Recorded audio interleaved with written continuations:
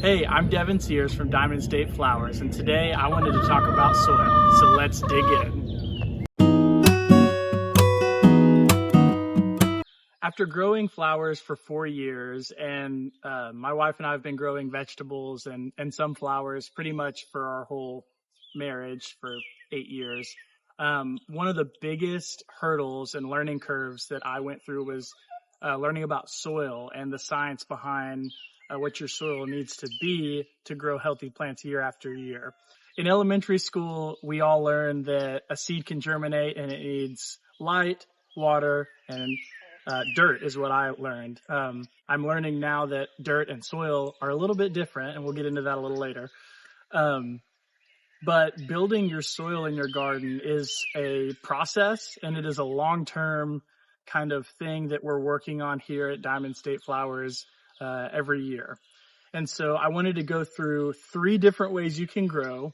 That's in pots or bags, like in a container, in a raised bed, or in the ground. And then at the end, I'll give you 5 tips for healthier soil. I wanted to start by talking about container gardening. So that's in pots, in bags, any kind of container that you can plant in. And we have Smokey here, our garden helper cat.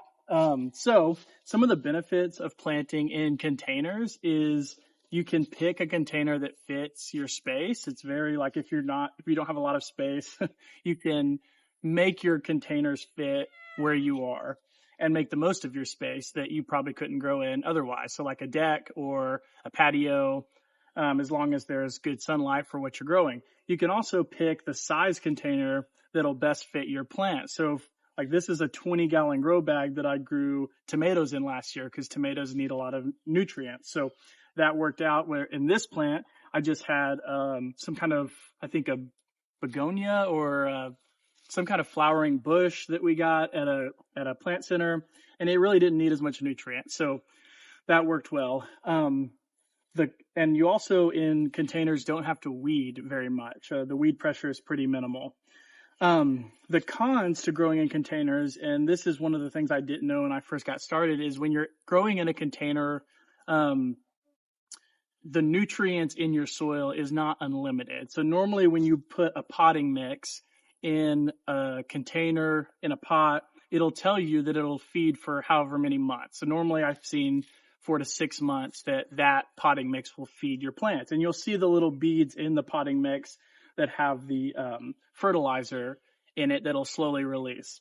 But after that allotted time, normally around 4 months, you'll need to supplement nutrients to your soil, because if you look out in nature, there's always something organic on the ground. There's insects decomposing, there's leaves, there's sticks, there's things breaking down that are adding nutrition to the soil. And that's not happening in a pot or a raised bed. It also applies to that. So you have to supplement probably every 3 months or so, adding more organic matter or some kind of fertilizer to your mix. And I recommend once a year totally refreshing your potting soil mix, because it's going to go stale. It's not going to have nutrients for your plants to live in. The next growing medium I wanted to talk about was raised beds. I really like raised beds because similar to growing in a bag or a container, the weed pressure is a lot less. You're not going to get all your grasses and stuff growing into it. You're also going to have better drainage. That's one thing I didn't mention with pots is you do have to water containers and pots more, especially these grow bags, because the air hits the sides and it dries out the soil faster. Thank you, Smokey. Same is true with raised beds, except it drains a lot faster than growing in the ground. And so I do water raised beds a little more, but also my plants survive a little better. The ones that don't love to be really damp or have wet feet is what we call it when the soil is really wet, because that can rot out your roots. So for raised beds, I really prefer to plant perennials or biennials, things that bloom their second year of life, or things that I've spent quite a bit of money on, like tubers, like dahlia tubers. I've planted ranunculus in raised beds before. In this bed behind me, you have hollyhocks, which are a biennial. So these will bloom this year. This is their second year in the bed. And then the rest of this bed is asparagus. Similar with pots and bags, I do have to add organic matter to this. And I still mulch. I mulch my pots and my raised beds to protect the top of the soil. because I don't want the sunlight and the wind to zap the top layers of that soil. And so mulching it, one, it adds organic matter, and it also keeps it from drying out as fast. It protects what's in there. So next, I wanted to talk about growing in the ground, which is what I do most, and it's my preferred method for growing most of my plants. So this section here between these two raised beds is an area that I grew in last year. I grew dahlias and corn in this section, and then okra and zinnias on the other end. Right now it's got a mulch covering, and I would normally cover crop this, but this year I didn't get a chance to, so I did put a fresh layer of mulch down for the winter months. So let's take a deep dive into what growing in the ground looks like. So when you were talking about in-ground growing, there are a few key things that I like about in-ground growing. The first thing is that my plant's roots don't just rely on me to give them the nutrients they need.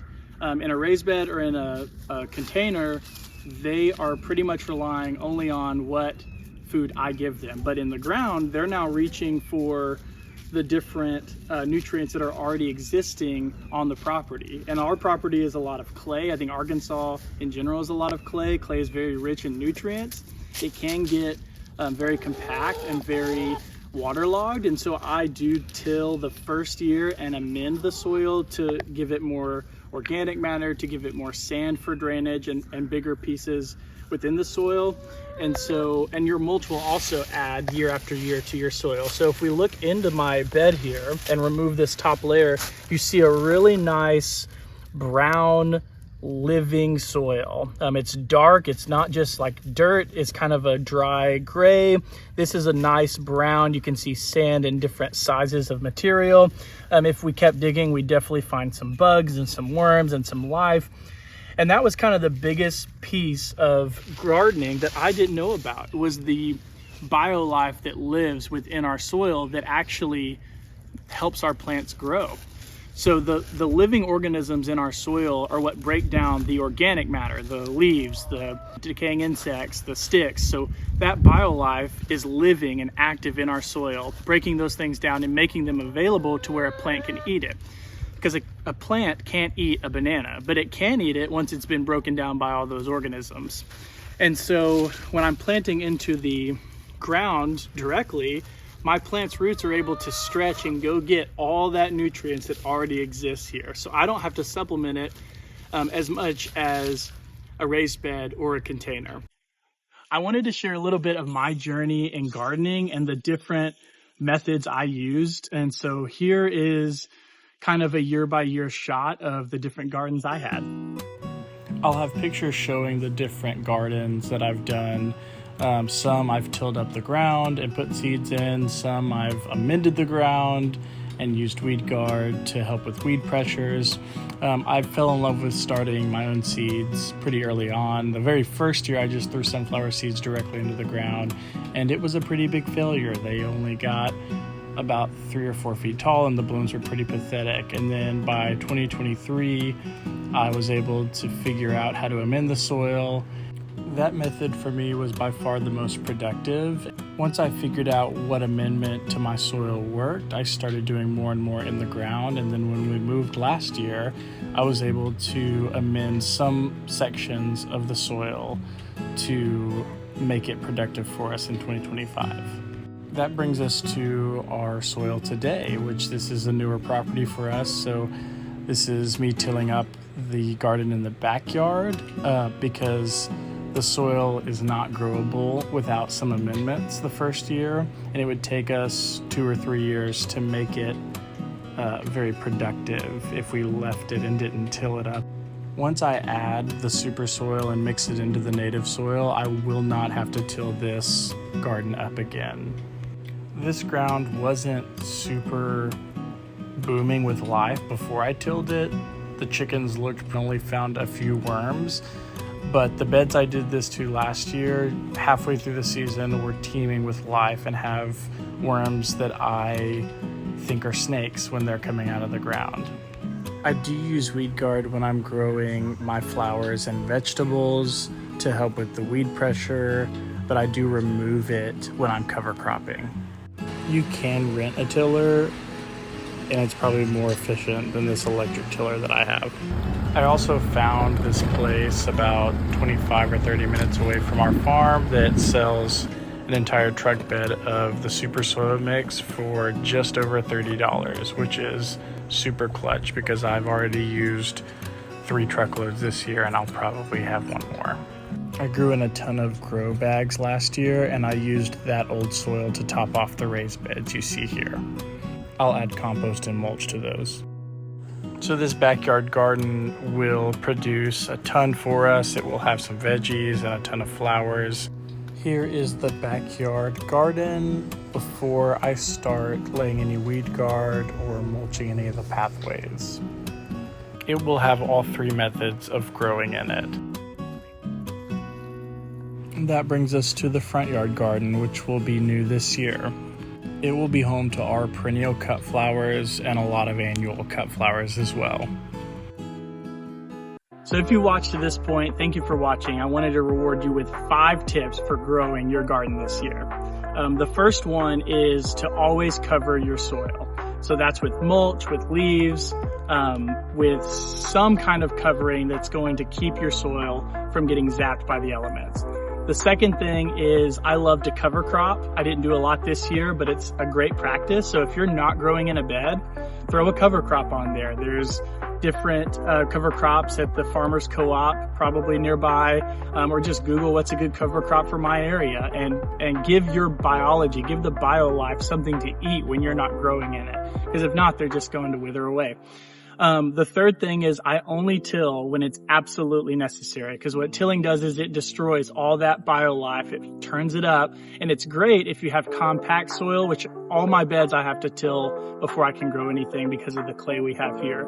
But after that, I try to not till unless I absolutely have to, because I want to keep that BioLife alive. The fourth tip is you have to add organic matter and fertilizer for us to get the production from our beds that we want to get. We're asking our gardens to grow way more than they naturally would in the wild. And so we have to add mulching does that. It breaks down year after year. Adding compost, adding broken down food waste, adding broken down like composted manure. And you can also just use an organic fertilizer, adding that nutrients to the soil. And the fifth and final tip is give yourself a lot of grace, because growing means you're going to kill some plants and things aren't going to live. You're not going to do it right the first time. But every year we have a chance to get a little bit better and a little bit better. So give yourself some grace this year and grow on.